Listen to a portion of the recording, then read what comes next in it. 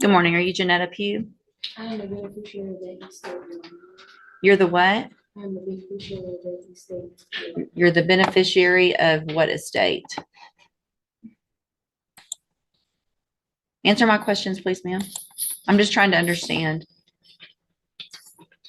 Beneficiary of that estate. Okay. What's the announcement? Judge, it's my understanding that Ms. Pugh and her family has retained an attorney on this matter. You may, I don't know if you remember, Judge, this is when I was originally appointed on, and we were on the trial docket. She hired a new attorney at that point. Mr. Norwood, who was on the case for a while, and then withdrew. And once recently, when the case came back to me, I visited with her, and I was told that they did retain another attorney. I was given the name of Christopher Wiley this morning, but I have not heard from him. And my understanding is that at this point still hasn't filed any. Buckle up, guys. Today we're going to witness a courtroom standoff that kicks off with a bang. Janetta Pugh is on the hot seat, question about her legal representation, and right away, tension skyrockets. A supposedly hired attorney hasn't filed a thing, leaving the court in a swirl of uncertainty. The suspense is immediate. Will she have proper counsel? Or is this the start of a legal storm? Anything with the court, Okay. but I've been told that that's who's supposed to be taking over the case. Okay. For the record, I recognize Ms. Pugh. She's been here before. I do as well, for the record. And I looked into Mr. Christopher Wiley. I can't find that person as a practicing lawyer in the state bar page, and I have not been contacted by anybody on Ms. Pugh's behalf. All right. So, Ms. Pugh, Mr. Lewis has been appointed to represent you at this point. Obviously, you know as well as anyone that you're in custody and we want to get your case taken care of. If you've hired or your family has hired another lawyer, then they have to contact the court so that we can do something with your case. And do you know if they've hired someone? Respectfully, Your Honor, I do not agree with your appointed foreign agents, considering that the first duty is to the state and will be considered conflict of interest. Your Honor. As the court digs deeper, it becomes clear the attorney Pugh's family hired might not even exist in official records. The judge steps in, clarifying the stakes and warning a potential conflict of interest. Tension builds as Pugh is faced with a stark choice: accept the appointed lawyer, represent herself, or scramble to hire someone credible. Every word tightens the courtroom suspense.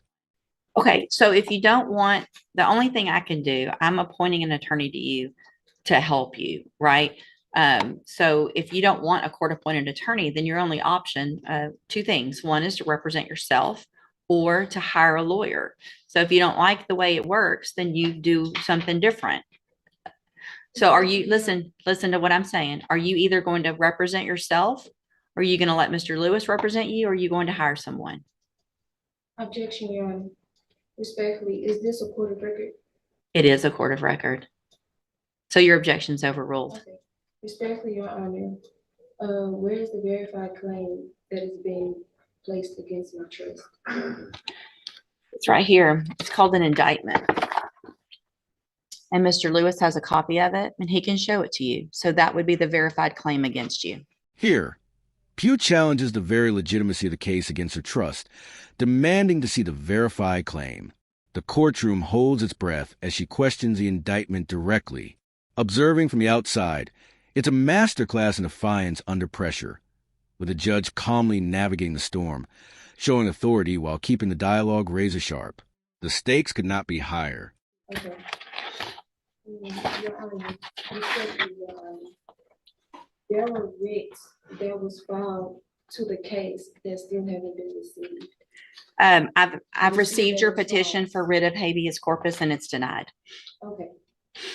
Respectfully, Your Honor, I demand to be released due to lack of evidence of stated claim and not being given the proper opportunity to obtain proper counsel to effective defense.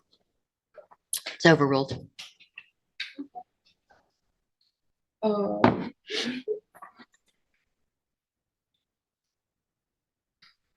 Okay.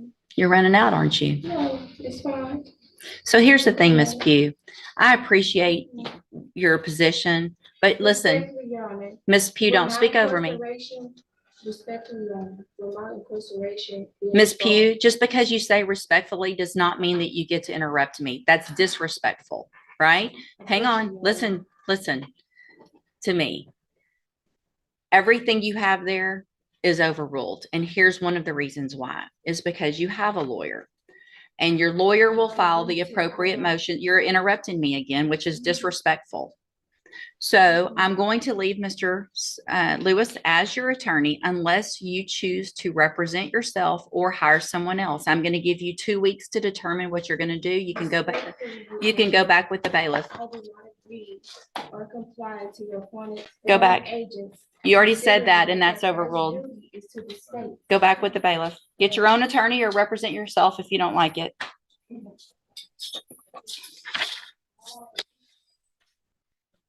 Tension peaks as a judge delivers a firm ultimatum.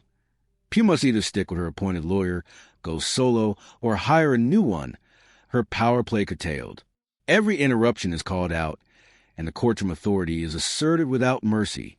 From the outside, it's a clash of wills, a legal chess match unfolding with high drama. Like the video, subscribe to the channel, and we'll see you in the next video.